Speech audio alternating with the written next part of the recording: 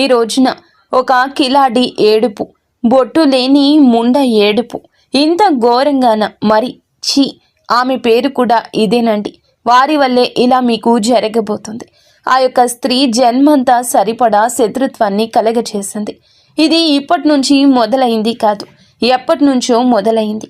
ఒక కిలాడి ఏడుపు, పైగా ఒక బొట్టు లేని ముండ ఒక స్త్రీ ఏడుపు ఇంత ఘోరంగా ఏడుస్తుందంటే మరి ఛీ అని చెప్పి అనుకోవచ్చు. ఆమె పేరు కూడా ఇదే. వెంటనే తెలుసుకోండి, ఏ ఆడ వ్యక్తికైనా కానీ ఒక స్త్రీకి గౌరవం ఇస్తారు. ఇంత నీచంగా ఎందుకు మాట్లాడుతున్నాము అనేది ఈ వీడియో చివరి వరకు చూస్తేనే మీకు అర్థమవుతుంది. ఆలస్యం చేయకుండా వీడియోలోకి మనము వచ్చేద్దాము. ఎప్పుడైనా ఒక స్త్రీకి గౌరవం ఇవ్వాలి. ఎప్పుడు తను బొట్టు లేని స్త్రీగా మారుతుంది అని అంటే తన యొక్క భర్త చనిపోయినప్పుడు. అది అందరికీ కూడా తెలిసిన విషయమే. అటువంటి స్త్రీని కూడా ముండ అనే మాట వాడకూడదు. ఎందుకు అని అంటే ఏ స్త్రీ అయినా ఒక స్త్రీకి ఇచ్చే గౌరవం తప్పకుండా మనం ఇవ్వాలి. ఏ స్త్రీ అయినా కూడా ఆది పరాశక్తితోటి సమానస్తురాలి. ఏ స్త్రీకైనా కూడా ప్రతి ఒక్కరూ తల వంచి నమస్కరించుకోవాల్సిందే. శ్రీ లలితాంబికాదేవి జ్యోతిషాలయం. భార్యాభర్తల మధ్య కలహాలు రావడం, పిల్లలు పెద్దల మాట వినకపోవడం, ఆరోగ్య సమస్యలు, ఆర్థిక సమస్యలు, విద్య ఉద్యోగ సమస్యలు, వ్యాపారంలో వ్యవసాయంలో నష్టాలు రావడం, శత్రుభయం, నరదిష్టి, నాగదోషం, మీ ఎటువంటి సమస్యలకైనా ఒక్కసారి గురువు గారిని సంప్రదించండి. గురూజీ శ్రీ గురవయ్య స్వామి గారు. Phone number 89881844. కానీ ఇక్కడ మనము ఈ వీడియోలో ఒక కిలాడి స్త్రీ, కిలాడి ముండా అనే స్త్రీ గురించి ఈ మాటలు ఎందుకు వాడాల్సి వచ్చింది అని అంటే ఈ రాశి వారు ప్రత్యేకంగా ఈ వీడియోని చివరి వరకు చూస్తే మీకే అంతా పూర్తిగా అర్థమవుతుంది ఎందుకు ఇలా మాట్లాడాల్సి వచ్చింది. ఒకవేళ ముందుగా ఈ మాటలు అన్నందుకు వీడియో చూసే వారికి తప్పుగా అనిపిస్తే దయచేసి మమ్మల్ని క్షమించండి. మరొక్కసారి చెప్తున్నాము, వీడియో చివరి వరకు చూస్తేనే మీకు బోధపడుతుంది. మేము కూడా ఒక స్త్రీగానే ఇదంతా చెప్తున్నామని ఆలకించండి. వ్యక్తిగతంగా వీరు ఎలా ఉంటారు అంటే చాలా మంచి మనస్కులండి ఈ రాశివారు. ఎదుటివారు కాస్త మంచితనం చూపించినా కానీ, ఎదుటివారు కాస్తంత ప్రేమను పంచినా కానీ వీరు చాలా వరకు వారి ప్రేమకు దాసోహం అయిపోతూ ఉంటారు. కానీ పైకి ప్రేమ చూపించడం అనేది వీరికి రానే రాదు. వీరి యొక్క మనసు చాలా సున్నితం అయినప్పటికీ కూడాను ఎదుటి వారితో కొంచెం అంటే కొంచెం ర్యాష్గా మాట్లాడుతూ ఉంటారు. అంటే ఎలా మాట్లాడుతారు అంటే కనుక ఏంటి, చెప్పు, ఆ పని అయ్యిందా, అవుతుందా, ఇలా అంటే అన్నం తిన్నారా, తినలేదా, ఇంకా అలాగే ఉంటారా, ఇట్లా ఉంటుందన్నమాట. అంటే ప్రేమ ఉంటుంది కానీ కొంచెం కఠినత్వం ఉంటుంది. అమ్మ అన్నం తిన్నావా, ఈ మాట వేరుగా ఉంటుంది. ఏయ్ అన్నం తినలేదు ఇంకా అని అనే మాట వేరుగా ఉంటుంది. అవును కదా, వీళ్ళు రెండో జాతికి చెందినవారు. అలా అని చెప్పి కఠినాత్ముల అంటే అదేం కాదు. చిన్నప్పటి నుంచి వీరు పెరిగిన వాతావరణం, వీరి చుట్టూ ఉండే పరిసరాలు, వీరు పనిచేసే దగ్గర ఉండే ఆ యొక్క పరిసరాలు, ఆ చుట్టూ ఉండే జనము, వీరందరి వల్ల కూడాను వీరి యొక్క మానసిక స్థితి అనేది ఈ విధంగా తయారయ్యింది. ప్రేమకు కొంచెం తక్కువగా నోచుకొని పుట్టారు అని చెప్పుకోవచ్చు ఈ రాశి వారిని.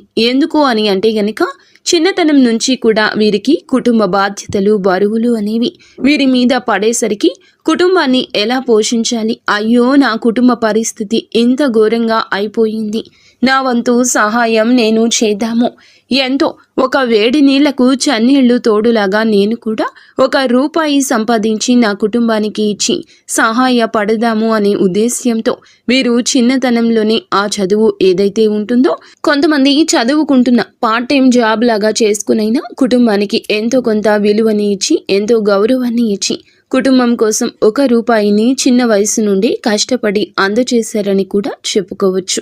ఇంత నా బిడ్డ కష్టపడుతున్నారు కదా, నా బిడ్డ ఇంత కుటుంబం గురించి ఆలోచిస్తున్నారు కదా అని చెప్పి ఈ యొక్క రాశి వారి యొక్క తల్లిదండ్రులు ఎవరైతే ఉన్నారో వీరు కూడా అంత ఎఫర్ట్ అనేది పిల్లల మీద పెట్టారు.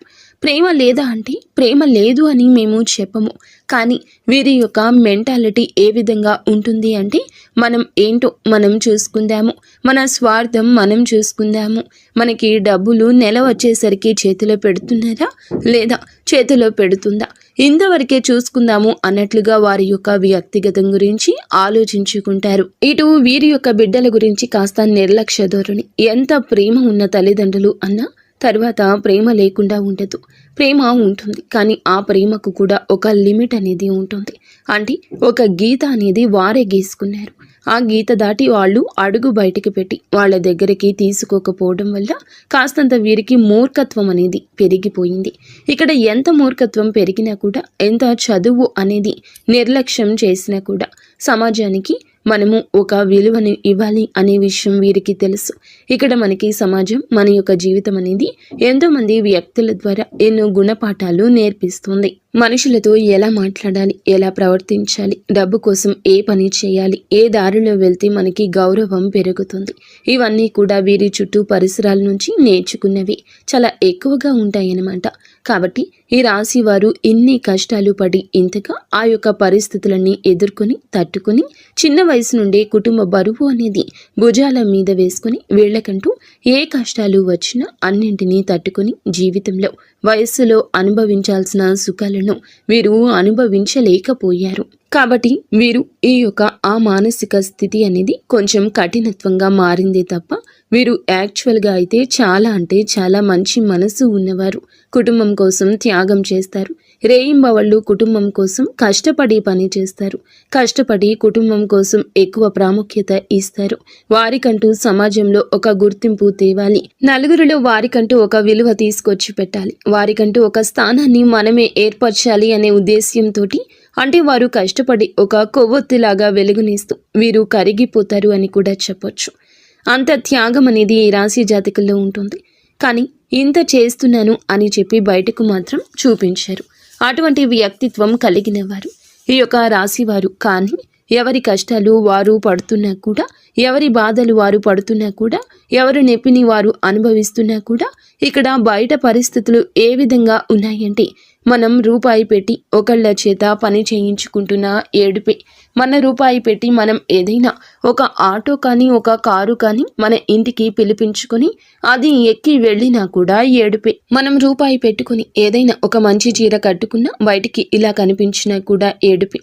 ఒక బంగారం చేయించుకున్న ఏడుపే, కాస్త ఇల్లు వైనంగా మార్చుకున్న ఏడుపే, ఏదైనా పొలం కొన్న ఏడుపే, స్థలం కొన్న ఏడుపే, ఇల్లు కొన్న ఏడుపే. ఈ ఏడుపులన్నీ ఎక్కడి నుంచి వస్తున్నాయి?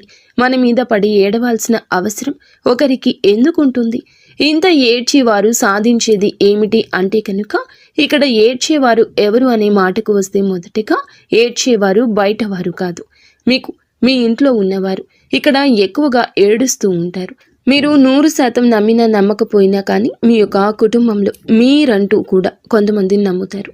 మీకంటూ ఎవరైతే ఆ యొక్క స్త్రీ ఇంపార్టెన్స్ ఇస్తారో, ఎవరైతే ఎక్కువగా మీరు నమ్ముతున్నారో, ఎవరైతే నా వాళ్ళు అని చెప్పి ప్రేమ చూపిస్తారో, ఇక్కడ రక్త సంబంధం గుర్తుపెట్టుకోండి. ఈ యొక్క రక్త సంబంధం ఎవరైతే ఉన్నారో ఆ స్త్రీకి ఇప్పుడు ప్రస్తుతానికి భర్త కూడా లేరు. ఈ యొక్క రక్త సంబంధంతో పాటుగా ఈ యొక్క రక్త సంబంధానికి ఇష్టమైన బయట స్త్రీ ఒకరు కూడా ఉన్నారు. వారు కూడా మీ ఇంట్లో వారే, మీ ఇంటి పేరు ఉన్నవారే. ఇక్కడ అర్థమైంది కదా, రక్త సంబంధం. రక్త సంబంధానికి తోడుగా బయట వ్యక్తి, ఆ బయట నుండి వచ్చిన వ్యక్తి మీ ఇంటికి వచ్చిన వ్యక్తి, మీ ఇంటికి వచ్చిన వ్యక్తి కాబట్టి మీ ఇంటి పేరు, మీ ఇంటి తాలూకా, మీ ఇంటి సిద్ధాంతం, మీ ఇంట్లో ఉండే వ్యక్తి. ఇక దీన్ని బట్టి మీరు అర్థం చేసుకోండి.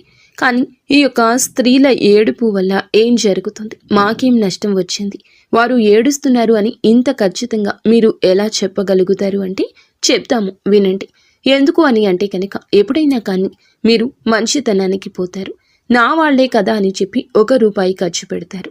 నా వ్యక్తులు కదా అని చెప్పి వారి పనులు, వారి అవసరాలు అన్నీ కూడా తీరుస్తారు. వారి యొక్క పనులు, అవసరాలు అన్నీ కూడా గడిపించుకున్న తర్వాత మిమ్మల్ని పూర్తిగా అందరూ కలిసి పరాయి వాళ్ళుగా చేసేస్తారు. వాళ్ళ అవసరాలు తీర్చుకున్న తర్వాత నువ్వు ఎవరో నేను ఎవరో అన్నట్లు ప్రవర్తిస్తారు. ఇక్కడ వారికి కావాల్సింది డబ్బే. ఈ డబ్బు కోసం వారు ఎంతకైనా కూడా దిగజారిపోతారు, తెగించేస్తారు. ఈ డబ్బు కోసం అందితే కాళ్ళు, అందకపోతే జుట్టు పట్టుకునే రకాలు వీరు. వీరు పనులు గడిపించుకోవడం కోసం కాళ్ళు పట్టుకుంటారు. పని అయిపోయాక మొహం వైపు కూడా తొంగి చూడరు. వీరితో చాలా జాగ్రత్తగా ఉండాలి. వీరు మీ కుటుంబంతో కలిసి మీరు సరదాగా ఉంటున్నా కానీ, మీ కుటుంబాన్ని మీరు ప్రేమగా చూసుకుంటున్నా కానీ, మీ కుటుంబం మీద ఎక్కువ ఎఫెక్షన్ అనేది పెట్టుకుంటున్నా కానీ, మీ బిడ్డల కోసం మీరు ఏదైనా చేస్తున్నా కానీ ఇంత చేస్తున్నారు. వీరికి పెళ్లి కాకముందు ధనం అంతా మా చేతిలో పెట్టేవారు. ఇప్పుడు వీరులు అవసరాల కోసం ధనం ఉపయోగించుకుంటున్నారు. మాకేమీ ఇవ్వడం లేదు అనే ఉద్దేశ్యంతో ఒక ఏడుపు. అంతేకాకుండా ఇది ఎవరైతే బయట నుండి వచ్చిన స్త్రీ ఉందో, ఈ స్త్రీ మీ ఇంటి మీ ఇంటి స్త్రీ మీద ఎక్కువగా చూపు పెట్టుకోవడం, తన ప్రతి అడుగుని కూడా గమనించుకోవడం, తను ఎక్కడికి వెళ్తుంది, ఏ చీర కట్టుకుంది, ఏం చేస్తుంది, ఇలా ప్రతిదీ కూడా A to Z పట్టించుకోవడం, ప్రతి దానికి కూడా ఏదో ఒక వంకతోటి ఏడుస్తూ ఉండడం. ఎవరు కూడా డైరెక్ట్గా నేను ఏడుస్తున్నాను మీ మీద పడి అని చెప్పరు. వారి యొక్క మాటలను బట్టి, వారు మనతో మాట్లాడే తీరును బట్టి, వారి యొక్క పరిస్థితులను బట్టి మనం వారితో ఎలా ఉండాలి, లేదా వారు మనతో ఏ విధంగా ఉన్నారు, అవసరమైనప్పుడు మనకి సమాధానాన్ని చెప్పేదాన్ని బట్టి, మన అవసరాలు ఎంతవరకు తీరుస్తున్నారు అనే దాన్ని బట్టి మన మీద బయట 10 మందికి వెళ్ళి మనల్ని ఎలా చిత్రీకరిస్తున్నారు అని చెప్పి, ఎలా చిత్రీకరిస్తుంది కూడా ఏ 10 మందికి అయితే వాళ్ళు చెప్పారు, ఆ 10 మందిలో ఒకరు ఇద్దరు వచ్చి ఈ రోజు మీతో చెప్తారనమాట. ఇట్లా దీన్ని బట్టి వారి యొక్క నిజ స్వరూపాలు అనేవి పూర్తిగా ఈ రోజు బయటపడిపోతాయి. అలా పూర్తిగా బయటపడ్డాక కూడాను ఇక్కడ జరుగుతున్న తప్పు ఏమిటి అంటే ఇంకా నమ్మడం, ఇంకా వారి యొక్క అవసరాలు తీర్చడం, ఇంకా మేమున్నాము అని ఒక సపోర్ట్ ఇవ్వడం. ఇక్కడ మీకు అనుమానం వస్తుంది. ఇంతగా చెప్తున్నారు, కుటుంబ వ్యక్తులు అంటున్నారు, రక్త సంబంధం అంటున్నారు, మరి మా ఇంటికి వచ్చిన ఆడపిల్ల అని చెప్పి అంటున్నారు, భర్త లేరు అని చెప్పి అంటున్నారు. మరి ఇంత లేకపోతే మరి వాళ్లకు మేము సపోర్ట్ ఇవ్వద్దా? మరి మా ఇంటికి వచ్చిన వాళ్ళని మేము గౌరవంగా చూసుకోవద్దా? వాళ్ళకంటూ మేమున్నామని ఒక ధైర్యాన్ని కూడా ఇవ్వకపోతే ఎలా అని చెప్పి అనుకోవచ్చు. ఖచ్చితంగా ఇవ్వాలి, గౌరవాన్ని ఇవ్వాలి, మేము ఉన్నాము అనే భరోసా ఇవ్వాలి. ఎలా, ఎప్పుడు, ఎందుకు అనే విషయం మీరు ప్రశ్నించుకుంటే మీ బిడ్డల మీద కూడా అంతే ప్రేమ చూపించాలి కదా, మీ మీద కూడా అంత గౌరవాన్ని వారు ఇవ్వాలి కదా. మీకు కూడా అవసరమైనప్పుడు అంతే విధంగా మీరు చేసిన పనిని మనసులో పెట్టుకుని విశ్వాసాన్ని చూపించాలి కదా. మరి ఇవి ఏవీ లేనప్పుడు ఇంత చేసిన ఉపయోగం ఏముంటుంది చెప్పండి? ఎప్పుడైనా కానీ అటు నుండి ఉండాలి, ఇటు ఉండాలి, ఇటు ఉంటే అటు ఉండాలి అని చెప్పి మన పెద్దలు చెప్తారు. వీరు అవసరం లేనప్పుడేమో నువ్వు ఎవరో నేను ఎవరో అని చెప్పి మన ఎదుగుదల చూసి ఏడవటమే, అవసరం ఉన్నప్పుడు అసలు నువ్వే ముఖ్యమని చెప్పి మీ దగ్గరకొచ్చి కాళ్ళు పట్టుకోవడం వస్తారు. మళ్ళీ అవసరం తీరాక యథా మామూలే అయిపోతుంది. ఇలా జరుగుతూ ఉంటే ఎంతవరకు చెప్పండి? అలాగే మీ ఇంట్లో ఈ మధ్య గత కొంతకాలం నుంచి, కొద్ది సంవత్సరాల నుంచి భార్యాభర్తల మధ్య గొడవలు, చికాకులు, ఇబ్బందులు, మీ ఇద్దరి మధ్య వేరే వారు ఎంటర్ అయిపోతూ ఉండటము, అలాగే వారి వల్ల గొడవలు, మానసిక ప్రశాంతత లేకపోవడం, ఇంట్లో తరచుగా అనారోగ్య సమస్యలు వస్తూ ఉండడం గమనించారా? ఇంట్లో ఎప్పుడు మనశ్శాంతి అనేది లేకుండా ఉండడం, తరచుగా ఇబ్బందులు, గొడవలు అనేవి వస్తూ ఉండడం, వీటన్నింటికి కూడా కారణం ఆ యొక్క స్త్రీల ఏడుపేనండి. మరి ఏడిస్తే ఇంత జరుగుతుందా అంటే ఖచ్చితంగా అండి. దైవశక్తి ఎంత ఉంటుందో నెగటివ్ శక్తి కూడా, నరదృష్టి కూడా అంతే ఉంటుంది. నరుల చూపుకి నల్లరాయి సైతం పగిలిపోతుందని చెప్పి మన పెద్దలు చెప్తారు. అలాగే ఇక్కడ జరుగుతుంది కూడా అది నరదృష్టి. మరి ఈ నరదృష్టి నుండి ఎలా తప్పించుకోవాలి అని మీరు మమ్మల్ని ప్రశ్నిస్తే, నిజంగా మేము ఎంతో మందిని చూసి వారి యొక్క జీవితంలో ఇవి చేయడం వల్ల వారికి ఉన్న ప్రతి నెగటివ్ ఎనర్జీని దూరం చేసుకున్నారు. అది కను దృష్టి అయినా కానివ్వండి, లేకపోతే కనుక ఇంట్లో వారు పదే పదే వారి యొక్క స్వార్థపు బుద్ధితోటి వీరిని వాడుకోవడం వల్ల వచ్చిన ఆ యొక్క ఘోష ఏదైతే ఉంటుందో, వీరు బాగుపడిపోతున్నారేమో అని చెప్పి ఒక తపన ఏదైతే ఉంటుందో, ఆ తపన వల్ల వచ్చే నెగటివ్ శక్తి అయినా కానివ్వండి, లేకపోతే చేసే పనుల్లో ఆటంకం ఏర్పడడం కానివ్వండి, ఇలా ఏ విధంగా అయినా కానివ్వండి, ఎప్పుడైనా కానివ్వండి, నెగిటివ్ ఎనర్జీని పూర్తిగా ఈ విధంగా దూరం చేసుకుని వారి జీవితంలోకి అదృష్టాన్ని ఆహ్వానించుకునేవారు చాలా మంది ఉన్నారు. ఏం చేయాలి అసలు? ఈ రాశి వారి విషయానికి వస్తే గనుక, ఈ రాశి వారు గుర్తుంచుకోండి, ఇప్పటి నుంచి మనకి కొత్త సంవత్సరం స్టార్ట్ అయిపోయింది. ఆంగ్ల సంవత్సరాది అయినప్పటికీ కూడా మన యొక్క క్యాలెండర్ మారుతుంది. ఈ రోజు నుంచి మీకు ఈ యొక్క డేట్ నుంచి కూడా ఇలా చేయండి. ఏదైనా కానీ చెయ్యాలి, మారాలి అని చెప్పి ప్రతి ఒక్కరూ కూడా సంకల్పం పెట్టుకోవాలి. ముఖ్యంగా ఇప్పటి నుంచి మీరు చేయాల్సింది ఏమిటంటే, మీ యొక్క ఫ్యామిలీ మెంబర్స్ ఎవరైతే మీ మనసుకి తెలుస్తుంది, వీరు నా మంచి కోరేవారు, మీరు చెప్తే నా అనుకునే చెప్తారు, ఇటువంటి వాళ్ళు ఎవరైతే ఉన్నారో వారి మాటలు మాత్రమే వినండి. గతంలో వారి వల్ల మీకు ఎటువంటి ఉపయోగం కానీ లాభం కానీ లేకపోతే గనుక వారి మాటలు నమ్మొద్దు. అటువంటి వారి మాటలు తీసి పక్కన పెట్టేయండి. వారి మాటలు ఎప్పుడు వినొద్దు. మీ జేబులో రూపాయి తీసి వాడేటప్పుడు ఎవరి కోసం వాడుతున్నాను, దేనికోసం వాడుతున్నాను అని చెప్పి ఆలోచించుకోండి. ఎంత ప్రాణ స్నేహితులైనా కానీ ఎంతవరకు ఉంచాలో అంతవరకే ఉంచండి. ఎక్కడ పెట్టాలో అక్కడ పెట్టండి. వారితో అతిగా ఏమీ కూడా కుటుంబ విషయాలు పంచుకోవద్దు. ముఖ్యంగా ఎవరి కోసం ఒక్క రూపాయి ఖర్చు చేయొద్దు. మీరు పడే కష్టం ఏదైతే ఉందో మీలో బిజినెస్ పార్ట్నర్స్ ఉంటారు. మీకు తోడుగా ఎవరైనా కానీ అంటే మీ తోటి ఉద్యోగస్తులు కూడా ఉంటారు. ఇలా ఏదైనా కానీ వారితో కూడా ఎంతవరకు ఉండాలో అంతవరకే ఉండి లిమిట్స్ మెయింటైన్ చేయండి. ఒక్క రూపాయి కూడా జారనివ్వద్దు. ముఖ్యంగా గుర్తుంచుకోండి, ఈ రాశి వారు ఈ రోజు నుంచి ప్రతి సోమవారం కాకపోయినా నెలలో ఏదైనా సోమవారం శివాలయానికి వెళ్ళండి. శివునికి మీ చేతో అభిషేకం చేసే ప్రయత్నం చేయండి. దీనివల్ల మీకు ఉన్న ఎటువంటి నెగిటివ్ శక్తి అయినా వెళ్ళిపోతుంది. ప్రతి శనివారం రోజు వెంకటేశ్వర స్వామి గుడికి వెళ్ళండి. ఆ స్వామి వారికి గుడిలో తులసి మాల సమర్పించండి. దీనివల్ల మీకు చాలా రకాలుగా అదృష్టం కలిసి వస్తుంది. ఇక భార్యాభర్తల మధ్య ఎవరికైతే తరచుగా గొడవలు జరుగుతున్నాయో వారు ముఖ్యంగా తెలుసుకోవాల్సింది ఏమిటంటే గనక, మీరు అవునన్నా కాదన్నా ఇలాగే జరుగుతుంది. నరదృష్టి కోపంలోకి లాగేస్తుంది. మీరు ఏదైనా శివాలయానికి వెళ్ళడాన్ని మాత్రం నిత్యము కాకపోయినా అప్పుడెప్పుడైనా అలవాటు చేసుకోండి. నాగేంద్ర స్వామి గుడిలో కానీ లేదంటే సుబ్రహ్మణ్యేశ్వర స్వామి గుడిలో కానీ 2 నాగుపాముల పడగలు అంటే 2 నాగుపాములు పెనవేసుకుని ఉంటాయి కదా, ఆ రాతి విగ్రహానికి ఒక గ్లాసుడు పాలు పోసి పసుపు కుంకుమ వేసి చక్కగా జిల్లేడు ఆకు మీద బెల్లపు ముక్కను పెట్టి నువ్వుల నూనెతోటి దీపారాధన చేయండి. దీనివల్ల మీకు భార్యాభర్తల మధ్య గొడవలు అనేవి శుభ్రంగా పోతాయి. ఎటువంటి ఇబ్బందులు ఎటువంటి సమస్యలు రాకుండా ఉంటాయి. అలాగే ఇంట్లో కోపాన్ని ఆవేశాన్ని కంట్రోల్లో ఉంచుకోండి. ఎప్పుడు కూడా ఏ సిచ్యువేషన్లో అయినా కూడా కోపాన్ని ఆవేశాన్ని కంట్రోల్లో ఉంచుకోవాలి అనే ఒక కొత్త నియమాన్ని ఇక నుంచి అయినా పాటించండి. ఎందుకంటే మీ యొక్క మంచి మనసు ఉన్న వాళ్ళకి కోపం కూడా ఎక్కువే. అలా కోపం వల్ల మీకు తెలియకుండానే మీకు చాలా నష్టం జరుగుతుంది. కాబట్టి ఆ కోపాన్ని ఆవేశాన్ని కంట్రోల్లో ఉంచుకోండి. ఒక మాట నోట్లో నుండి బయటకు వచ్చేటప్పుడు ఈ మాట నేను అనడం వల్ల ఎదుటి వారు వింటారా లేదా ఇది ఎంతవరకు నమ్మొచ్చు, ఎంతవరకు వినొచ్చు అని చెప్పి ఇలా ఆలోచించుకుని దానికి తగ్గట్లుగా మీరు మాట్లాడండి. అలవి కాని చోట అధికులం అనరాదు. మన పెత్తనం జరగని చోట మనం పెత్తనం చెలాయించడం వల్ల మనకే అవమానం ఎదురవుతుంది. కాబట్టి ఇవన్నీ కూడాను మీరు ముందే తెలుసుకోండి. దాన్ని బట్టి అడుగు ముందుకు వేసే ప్రయత్నం చేయండి. ఇవన్నీ మనసులో పెట్టుకొని ఎవరైతే ఆ స్త్రీలు ఉన్నారో వారితో ఎంతవరకు ఉండాలో అంతవరకే ఉండి వారికి ఎక్కువగా ధనాన్ని ఖర్చు చేయొద్దు. అసలు ఎక్కువ కాదు, అస్సలు ఖర్చు చేయకుండా ఉండండి. మీ లిమిట్స్లో మీరు ఉండండి. మీ ఫ్యామిలీని మీరు హ్యాపీగా చూసుకోండి.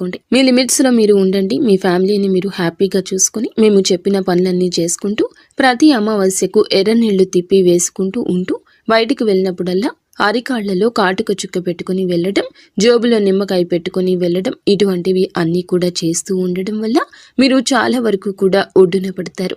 చాలా సమస్యల నుండి దూరం అయ్యి మీ జీవితాల్లోకి అదృష్టం అడుగు పెడుతుంది.